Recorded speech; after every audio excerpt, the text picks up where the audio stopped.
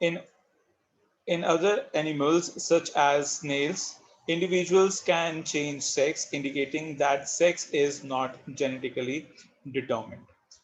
तो यहाँ पे ऊपर आप लोगों को क्या लिख के दिया था?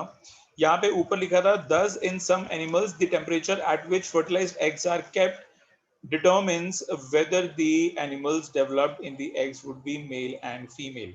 इसका मतलब ये है कि इंक्यूबेशन टेम्परेचर जो होता है, इंक्यूबेशन टेम्परेचर पे डिपेंड करेगा कि कोई जो ऑर्गेनिज्म है वो मेल होगा या फिर फीमेल होगा. ये केस होता है रेप्टाइल्स में. ठीक है, फॉर एग्जाम्पल क्रोकोडाइल्स हैं, लिजर्ड है. अगर हम ज्यादा टेम्परेचर में क्रोकोडाइल के जो एग्स हैं उनको इंक्यूबेट करते हैं तो वो फीमेल बन जाते हैं.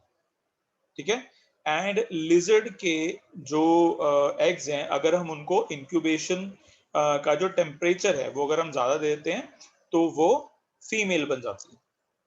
ठीक है, तो इस तरीके से इंक्यूबेशन टेम्परेचर पे डिपेंड करता है कि ऑर्गेनिज्म क्या होगा, मेल होगा या फिर फीमेल होगा. देन इसके बाद यहाँ पे नेक्स्ट में लिख के दिया है, in other animals such as snails individuals can change sex indicating that sex is not genetically determined. अगर हम स्नेल्स की बात करते हैं तो स्नेल्स के केस में क्या होता है, जब स्नेल्स छोटे होते हैं, यंगर होते हैं, ठीक है, तो यंगर एज में वो मेल होते हैं, लेकिन उनकी लेटर एज में वो फीमेल बन जाते हैं. ठीक है, तो स्नेल्स में कुछ इस तरीके से होता है कि एक ही ऑर्गेनिज्म में दो सेक्स होते हैं. ठीक है, एक जो है यंगर में वो मेल होते हैं एंड ओल्डर में वो फीमेल बन जाते हैं. देन इसके बाद, however in human beings the sex of the individual is largely genetically determined. लेकिन अगर हम ह्यूमन बींग्स की बात करते हैं तो ह्यूमन बींग्स में एक इंडिविजुअल का जो सेक्स है वो जेनेटिक्स पे डिपेंड करता है. ठीक है, यानी कि जीन्स पे डिपेंड करता है. In other words, the gene inherited from our parents decide whether we will be boys or girls. But so far, we have assumed that the similar gene sets are inherited from both parents. If that is the case, how can genetic inheritance determine sex? So male and female के बारे में हम जानते हैं कि male and sorry हम जो human जो प्रोजेनीज होती हैं उनके बारे में हम जानते हैं कि जो पेरेंट्स होते हैं वो अपने जीन्स को इनहेरिट करते हैं. पेरेंट्स के जीन्स पे डिपेंड करता है कि वो एक लड़का होगा या फिर वो एक लड़की होगी. ठीक है, एंड अभी तक हम लोगों ने पढ़ा है, but so far we have assumed that similar gene sets are inherited from both parents. तो अभी तक तो हमने यही पढ़ा है कि जो जीन्स होते हैं बोथ मेल एंड फीमेल में वो सेम ही होते हैं. ठीक है, लेकिन फिर भी जो जेनेटिक इनहेरिटेंस है उसको कैसे डिटरमिन किया जाता है, यानी कि ये कैसे डिटरमिन किया जाता है कि वो मेल है या फिर फीमेल है. ठीक है, तो जैसे कि आप लोगों को पता है कि हम लोग ह्यूमंस हैं, तो ह्यूमन के जो डीएनए होंगे उनका जो बेसिक बॉडी डिजाइन है वो तो सेम ही होगा ना.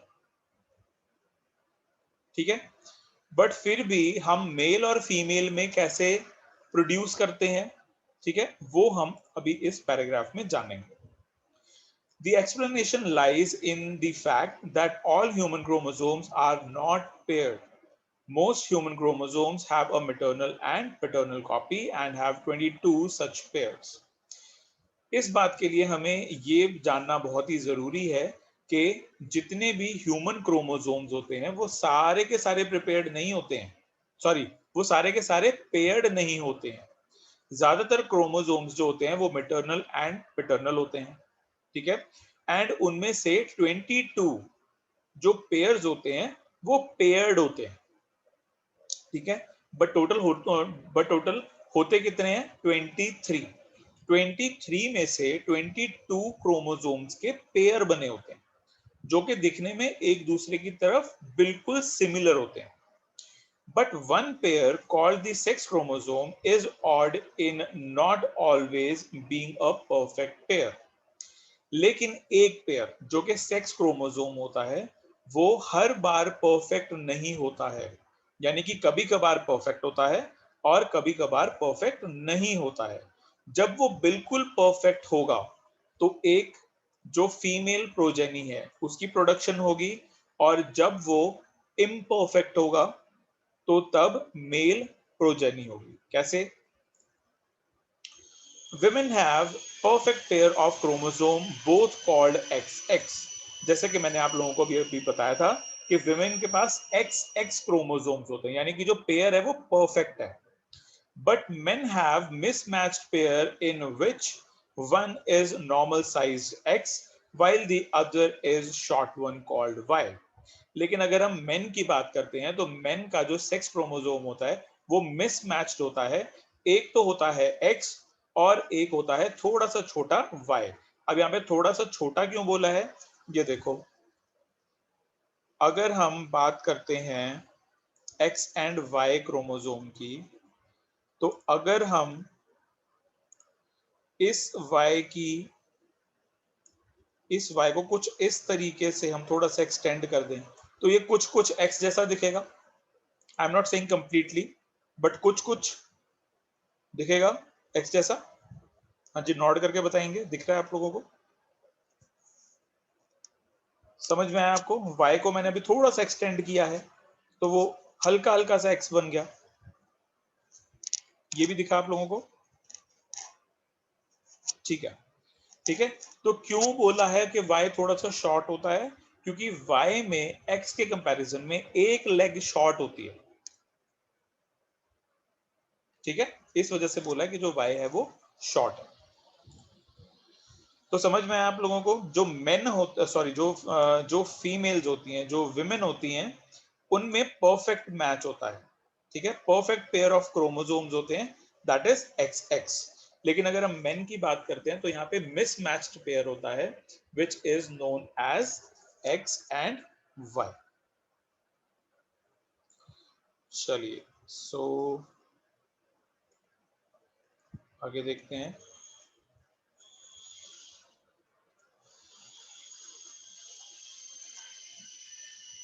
So women are XX while men are XY. Now, can we work out what the inheritance pattern of X and Y will be? So यहाँ पे हमारे को बताया गया है कि जो विमेन होती हैं वो परफेक्ट एक्स एक्स क्रोमोसोम की होती हैं, और जो मेन होते हैं वो मिसमैच एक्स वाई क्रोमोसोम के होते हैं। एज फिगर 9.6 जो कि मैंने अभी आप लोगों को दिखाई, as figure 9.6, half the children will be boys and half will be girls. All children will inherit an X chromosome from their mother regardless of whether they are boys or girls। अब 9.6 figure जो है ये आप लोगों को show करती है कि जो चिल्ड्रन होंगे उनमें से आधे बॉयज होंगे और आधे गर्ल्स होंगे। ठीक है, अब जितने भी चिल्ड्रन हैं जिनमें के मदर की साइड से एक्स गया है, ठीक है, all children will inherit x chromosome. ठीक है, जितने भी चिल्ड्रन होंगे, चाहे वो बॉय हो चाहे वो गर्ल हो, दोनों में ही मदर की तरफ से एक्स क्रोमोसोम ही जाएगा और कोई नहीं जा सकता।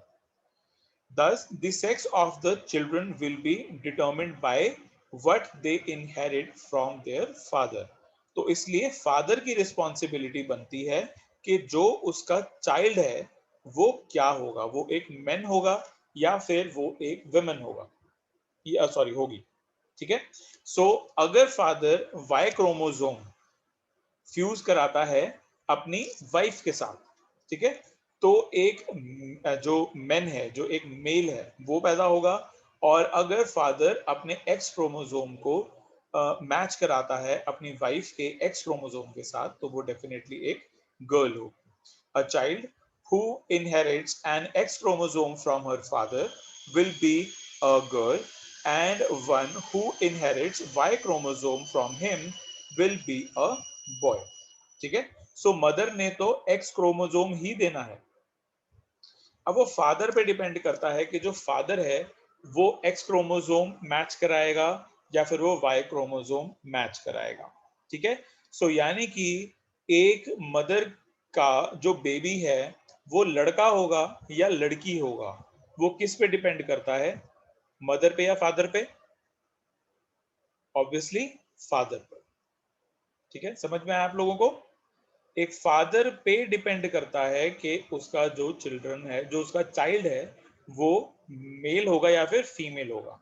अगर फादर के क्रोमोसोम्स, अगर फादर के एक्स क्रोमोसोम मैच हो गए तो वो एक फीमेल होगी, और अगर फादर के वाई क्रोमोसोम्स मैच हो जाएं तो ये एक मेल होगा। ठीक है। आप लोगों ने बहुत सारी मूवीज में देखा है कि जहां पे लड़की को अक्यूज किया जाता है कि तूने एक लड़की पैदा कर दी। किस किसने देखा है ऐसा? मूवीज में, टीवी चैनल्स में, सीरियल्स में, जहां पे ड्रामेटिकली लड़की को बोला जाता है कि इसकी तो लड़की पैदा हो गई। हरनूर ने देखा है, पारस ने देखा है, सान्या ने देखा है, तीन ने देखा है बस। ओके, धृति ने भी देखा है। चलिए, तो आप लोगों को पता लगा लड़की की कोई प्रॉब्लम नहीं है। अनमोल ने भी देखा, ठीक है जी, मैंने तो बहुत बार देखा है। लड़की की कोई प्रॉब्लम नहीं है उस चीज में। अगर कोई मेल या फीमेल प्रोजेनी इस दुनिया में आई है तो लड़की is not responsible, that girl is not responsible. Responsible कौन है? मेन। ठीक है, जो फादर है वो रिस्पॉन्सिबल है। तो हमारे टीवी सीरियल्स में और हमारे मूवीज में अगर किसी को कोसना चाहिए तो it should be the main. Main को कोसना चाहिए। ठीक है। बट क्योंकि हमारी जो सोसाइटी है, नॉट इवन हमारी, वर्ल्ड की जो सोसाइटी है वो मेल डोमिनेंट सोसाइटी है, तो इसलिए मेन को कुछ नहीं कहा जाता, विमेन को ही सारा कुछ कहा जाता है। ठीक है। जो प्रॉब्लम होगी वो मेन, वो विमेन की तरफ से प्रॉब्लम हुई है। कहते हैं कि इस लड़की के जब से हमारे घर कदम पड़े हैं, हमारे घर में कुछ अच्छा ही नहीं हो रहा। शादी के बाद लड़कियों को ऐसा बोला जाता है। लड़की लड़की से कोई कुछ नहीं होता, कोई फर्क नहीं पड़ता। ठीक है। ये लड़का और लड़की, मैंने आप लोगों को पहले ही बताया, इकोनॉमिक्स में, ठीक है, पैसे में कोई लड़का लड़की नहीं है, उसमें सब इक्वल है। ठीक है। But mentally, emotionally and physically लड़का लड़की में डिफरेंस है। ठीक है। सो नेक्स्ट पे आते हैं।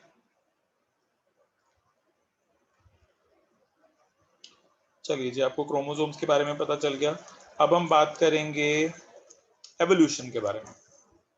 We have noted that there is an inbuilt tendency to variation during reproduction, both because of errors in DNA and as a result of sexual reproduction. हम लोगों को पता है कि अगर सेक्सुअल रिप्रोडक्शन की जाएगी और अगर डीएनए कॉपिंग में एरर आएंगे तो एक प्रोजेनी में वेरिएशंस आएंगे। क्लियर है? आप लोगों को पता है इसके बारे में? एक प्रोजेनी में वेरिएशन तभी आते हैं जब डीएनए में एरर होता है, ठीक है, या फिर सेक्सुअल रिप्रोडक्शन किया होता है। ठीक है। Let us now look at some consequences of these tendencies. अब यहाँ पे आपको एक इलस्ट्रेशन दिया है। आपको यहाँ पे इलस्ट्रेशन में कुछ चीजें बताई हैं कि जो हमारी पॉपुलेशन होती है, हमारी जो स्पीशीज होती है, वो किस तरीके से काम करती हैं। हमारे में जो वेरिएशंस आते हैं वो किस तरीके से काम आते हैं, हमारे जो जीन्स हैं वो कैसे चेंज हो जाते हैं। तो यहाँ पे एक इलस्ट्रेशन, एक एग्जाम्पल आप लोगों को दिया। Consider a group of 12 red beetles. They live, let us assume, in bushes with green leaves. एक जो ग्रुप है, ठीक है, 12 बीटल्स का, ठीक है, 12 बीटल्स का एक ग्रुप है जो कि ग्रीन कलर की बुशेस में रहता है। Their population will grow by sexual reproduction and therefore can generate variations. अब बीटल्स जो हैं वो सेक्सुअली रिप्रोड्यूस करते हैं, तो यानी कि उनमें वेरिएशन भी हो सकता है। Let us imagine also that crows eat these beetle. हम ये भी अज्यूम कर लेते हैं कि जो क्रो हैं वो इन बीटल्स को खाते हैं। The more beetles the crow eat, the fewer beetles are available to reproduce. अब क्रोज जितने ज्यादा बीटल को खाएंगे उतने ही कम बीटल्स रिप्रोडक्शन के लिए अवेलेबल रहेंगे। अभी तक का सारी का सारा सीन, सारा का सारा सिचुएशन क्लियर है?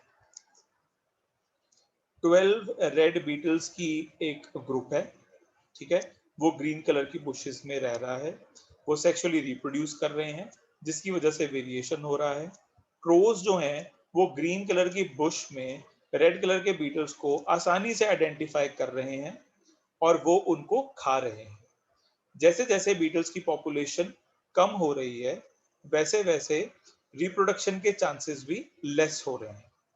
ठीक है, अभी तक के सिचुएशन में आपको ये बताया गया है। Now let us think about some different situation that can develop in this beetle population. अब हम कुछ डिफरेंट सोचते हैं एंड ये आप लोगों को एक फिगर दी गई है वहां पे। ठीक है, जैसे कि आप लोग देख पा रहे हैं कि यहाँ पे रेड कलर के बीटल्स भी हैं, ग्रीन कलर के बीटल्स भी हैं एंड ब्लू कलर के बीटल्स भी हैं। ठीक है, सो देखते हैं कि यहाँ पे हमें इलस्ट्रेशन में क्या कहा जा रहा है। In the first situation, a color variation arises during reproduction so that there is one beetle that is green in color instead of red. This beetle, moreover, can pass the color on to its progeny so that all its then आगे बढ़ते हैं अभी। चलिए, यहाँ पे आपको बताया गया जो फर्स्ट सिचुएशन है, फर्स्ट सिचुएशन में एक वेरिएशन आया। वेरिएशन क्या आया है कि रेड कलर की बीटल का जो कलर है वो ग्रीन कलर का हो गया है, और ये ग्रीन कलर का जो बीटल है ये अपने प्रोजेनीज को अपना ये कलर ट्रांसफर कर सकते हैं। ठीक है, यानी कि ग्रीन कलर के बीटल्स के जो प्रोजेनी है वो भी ग्रीन कलर के हो सकते हैं। Progeny beetles are green. Crows cannot see green colored beetles on the green leaves of the bushes and therefore cannot eat them. अब ये जो ग्रीन कलर की बीटल्स हैं इनको क्रो इजीली फाइंड आउट नहीं कर पाते हैं ग्रीन कलर की बुश में, इस वजह से वो ग्रीन कलर के बीटल्स को कम खा पाते हैं। ठीक है, यानी कि रेड कलर के बीटल्स को जो क्रोज हैं वो ज्यादा खा पा रहे हैं, लेकिन ग्रीन कलर के बीटल्स को क्योंकि वो इजीली आइडेंटिफाई नहीं कर पा रहे हैं ग्रीन बुशेस में, ग्रीन कलर के जो बीटल्स हैं वो कैमोफ्लाज हो रहे हैं उस ग्रीन बुश में, इस वजह से जो पॉपुलेशन है ग्रीन की, ठीक है, ग्रीन बीटल्स की वो बढ़ रही है और रेड बीटल्स की घट रही है। क्लियर है सबको अभी तक? चलिए ठीक है। What happens then? The progeny of green beetle is not eaten while the progeny of red beetles continues to be eaten. As a result, there are more and more green beetles than red ones in the beetle population. ठीक है, अब क्योंकि जो green beetles है वो कम खाई जा रही हैं, red beetles ज्यादा खाई जा रही हैं, तो red beetles कम हो गई हैं, उनकी population जो है वो कम हो गई है और green beetles की population ज्यादा हो गई है। In a second situation, again, a color variation arises during the reproduction, but now it results in a beetle that is blue in color instead of red. अब इसके बाद क्या हुआ, एक और वेरिएशन आई, एक और कलर वेरिएशन आया, और ये जो कलर वेरिएशन आया ये अब ब्लू कलर का आया, यानी कि रेड कलर की जो बीटल्स हैं अब वो ब्लू कलर की बीटल्स बनती जा रही हैं। This beetle can also pass the color on to its progeny so that all its progeny beetles are blue.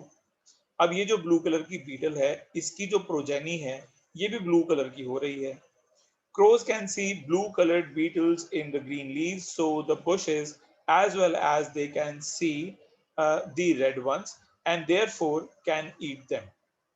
अब जो क्रोज हैं उनको ग्रीन कलर की बुशेस में ब्लू कलर के बीटल्स इजीली दिखाई देंगे, तो जैसे वो रेड वालों को खा रहे थे वैसे ही वो अब ब्लू वालों को भी खाते रहेंगे। ठीक है, यानी कि ग्रीन वाले जो बीटल्स हैं वो कम खाए जा रहे हैं, उनकी पॉपुलेशन राइज कर रही है, लेकिन ब्लू एंड रेड कलर के जो बीटल्स हैं उनके उनकी जो पॉपुलेशन है वो कम होती जा रही है। What happens initially in the population as it expands? There are a few blue beetles, but most are red. But at this point, an elephant comes by and stamps on bushes where the beetles live. This kills most of the beetles. By chance, a few beetles that have survived are mostly blue. The, uh, the beetle population slowly expands again, but now the beetles in the population are mostly blue. देखो पहले पहले क्या हो रहा था कि red and blue colour के जो बीटल्स हैं उनको क्रो खा रहे थे, लेकिन अब क्या हुआ कि एक एलिफेंट आया, उस एलिफेंट ने उस जगह के ऊपर अपना पैर स्टैंप कर दिया जहां पे ज्यादातर बीटल्स रह रही थी। अब ऐसे में क्या हुआ कि ज्यादातर इस इस एक्सीडेंट को जो बीटल सरवाइव कर पाई वो ब्लू कलर की थी। ठीक है, यानी कि आप मान लो कि ब्लू कलर की जो बीटल्स हैं वो 10 बच गई, रेड कलर की जो बीटल्स हैं वो 2 बच गई, एंड ग्रीन कलर की जो बीटल्स हैं वो सिर्फ और सिर्फ 1 बची। अब जब रिप्रोडक्शन होगा तो किस पॉपुलेशन की बीटल्स ज्यादा सरवाइव करेंगी? ऑब्वियसली ब्लू, क्योंकि ब्लू में नंबर ज्यादा है, वो ज्यादा रिप्रोडक्शन करेंगे, ज्यादा रिप्रोडक्शन करने से ज्यादा बेबीज होंगे, और ब्लू कलर की जो बीटल्स हैं वो पॉपुलेशन में ज्यादा हो जाएंगी। अब it is obvious that in both situations, what started out as a rare variation come to be a common characteristic in the population. In other words, the frequency of an inherited trait change over generation. Since genes control traits, we can say that frequency of the certain genes in a population changed over generation. This is the essence of the idea of the evolution. सो यहाँ पे ऐसा क्या हुआ कि जो red colour की Beatles हैं वो पहले तो ग्रीन कलर की जो बीटल्स हैं उनमें कन्वर्ट हो गई, एंड देन फिर उसके बाद अचानक ही जो ब्लू कलर की बीटल्स हैं वो ज्यादा एक्सपैंड करने लगी। यहाँ पे बेसिकली क्या हुआ है, यहाँ पे जो जेनेटिक वेरिएशन है वो आया है, जो जीन्स है वो वेरी कर गई हैं। पहले पहले जो रेड कलर की बीटल्स हैं वो ज्यादा से ज्यादा रिप्रोड्यूस कर रही थी, तो ज्यादातर जो बीटल्स हैं वो रेड कलर की थी। फिर उसके बाद क्रोज ने रेड कलर की बीटल्स को ज्यादा खाना स्टार्ट कर दिया, इस वजह से ग्रीन कलर की जो बीटल्स हैं उनकी पॉपुलेशन बढ़ गई। लेकिन फिर बाद में एलिफेंट आया, एलिफेंट ने अपने फीट को स्टैंप कर दिया, स्टैंप में ज्यादातर ग्रीन एंड ज्यादातर रेड बीटल्स जो हैं वो मर गई, ब्लू वाली सरवाइव कर गई, इस वजह से जो ब्लू वाली बीटल्स हैं वो ज्यादा हो गई। सो यहाँ पे हुआ क्या है, यहाँ पे जीन्स में वेरिएशन आ गया। जो रेड कलर की बीटल्स हैं वो क्योंकि अब कम बची हैं तो वो पॉपुलेशन में ज्यादा नहीं है, एंड ब्लू कलर की जो बीटल्स हैं वो ज्यादा हैं, तो उनकी पॉपुलेशन अब ज्यादा हो गई है। ठीक है, तो हर कुछ सालों के बाद, हर कुछ जनरेशन के बाद जो हमारे जीन्स होते हैं वो चेंज हो जाते हैं। ठीक है, समझ में आया आप लोगों को? पहले हम लोग कैसे होते थे? चिंपैंजीज जैसे होते थे, एप्स जैसे होते थे, लेकिन आज की डेट में हम एक अलग स्पीशीज हैं, हम ह्यूमन हैं। ऐसा क्यों हुआ है? क्योंकि हजारों लाखों सालों में हमारे में बहुत ज्यादा वेरिएशंस आए, ऐसा इस वजह से हुआ। ठीक है, और ये वेरिएशंस कैसे आते हैं उसका एग्जाम्पल आपको यहाँ पे दिया गया। ठीक है, समझ में आया? कोई डाउट इसमें? चलिए, अभी तक तो नहीं है, कोई बात नहीं, बाद में भी अगर कोई डाउट आएगा तो I am here to address that problem. Okay, so आगे बढ़ते हैं। But there are interesting differences too in the two situations. In the first case, the variation became common because it gave a survival advantage. In other words, it was naturally selected. We can see that the natural selection is exerted by the crows. The more crows there are, the more red beetles would be eaten, and more population of green beetles in population would be. Thus, natural selection is directing evolution in the beetle population. It results in adaptation of the beetle population to fit their environment better. देखो, अगर हम first case के बारे में बात करते हैं तो फर्स्ट केस में जो ये जेनेटिक ड्रिफ्ट आया था, जो ये जेनेटिक वेरिएशन आया था, ये किस वजह से आया था? ये इस वजह से आया था कि जो क्रो हैं वो रेड कलर की बीटल्स को ज्यादा खा रहे थे, ग्रीन कलर की जो बीटल्स हैं वो बचे जा रही थी। ऐसे में जो ग्रीन कलर की जो पॉपुलेशन है वो इंक्रीज हो जा रही थी और रेड कलर की पॉपुलेशन डिक्रीज कर रही थी। इस वजह से जो जीन्स का वेरिएशन है वो किसने किया है? आप कह सकते हो क्रो ने किया है, लेकिन क्या क्रो ने ये वेरिएशन इंटेंशनली किया है? नहीं, इंटेंशनली नहीं किया है। ये नेचुरल सिलेक्शन की वजह से हुआ है। ठीक है, जो रेड कलर की बीटल्स हैं वो ज्यादा दिखाई देती हैं, तो क्रोज ने जो रेड बीटल्स हैं उनको खा लिया। तो ये नेचुरल सिलेक्शन की वजह से हुआ है, ये कॉन्शियसली क्रोज ने ऐसा नहीं किया है। करेक्ट। सो जेनेटिक वेरिएशन का जो एक फैक्टर है वो क्या है? Natural selection. नेचर सेलेक्ट करती है कि क्या चेंजेस आने चाहिए। ठीक है जी, नेक्स्ट पैराग्राफ पढ़ लेते हैं। In second situation the color change gave no survival advantage. Instead, it was simply a matter of accident survival of beetles of one color that changed the common characteristic of the resultant population. The elephant would not have caused much major havoc in the beetle population if the beetle population had been very large. So accidents in small proportion can change the frequency of some genes in a population, even they give no survival advantage. This is the notion of genetic drift, which provides diversity without any adaptation. अब देखिए second case में क्या हुआ। Second case में जो elephant है उसने अपने फीट को स्टैंप कर दिया। ठीक है, अब जब एलिफेंट ने स्टैंप कर दिया तो जो ब्लू कलर की जो बीटल्स हैं उन्होंने ज्यादा ग्रो करना स्टार्ट कर दिया। अब ग्रीन कलर की जो बीटल्स थी उनके पास तो सर्वाइवल एडवांटेज था कि वो ग्रीन कलर की ग्रास के साथ कैमोफ्लाज हो जाते थे और वो ज्यादा मरती नहीं थी। लेकिन ब्लू कलर की बीटल्स के साथ ऐसा कोई एडवांटेज है क्या? ब्लू कलर की जो क्रो हैं, सॉरी ब्लू कलर के जो बीटल हैं, क्या वो क्रो को नहीं दिखाई देंगे? वो भी दिखाई देंगे।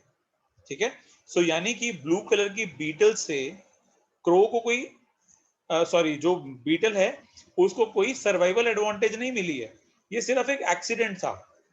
आप ये मान के देखो कि अगर उस स्टैंप के नीचे, अगर उस फुट के नीचे ब्लू कलर की बीटल्स ज्यादा मर जाती और रेड कलर की बीटल्स कम मरती, तो ज्यादा पॉपुलेशन किसकी होती? रेड वाली की। ठीक है, सो यानी कि हर बार जो हमारे में चेंजेस आते हैं वो सर्वाइवल एडवांटेज के लिए नहीं आते हैं, कभी कभार वो सिर्फ एक्सीडेंट्स होते हैं। ठीक है, अगर ऐसा होता कि वो जो एलिफेंट है वो सारी की सारी जो रेड कलर की बीटल्स उनको किल कर देता, लेकिन उसके आसपास के एरियाज में भी रेड कलर की बीटल्स ब्लू कलर की बीटल्स से ज्यादा होती, तो क्या होता? जो ज्यादातर पॉपुलेशन है वो रेड की होती, ब्लू की ना होती। ठीक है, तो it was just an accident. जब एक्सीडेंट से होता है तो हम कहते हैं जेनेटिक ड्रिफ्ट। ठीक है, जब नेचुरली होता है तो हम क्या कहते हैं? It is natural selection. Accidentally होता है तो हम कहते हैं कि it is a genetic drift. चलिए फिर आज की क्लास इतनी ही, बिकॉज आप लोगों का टाइम ओवर हो गया है। ठीक है, सो अब हम कल पढ़ेंगे।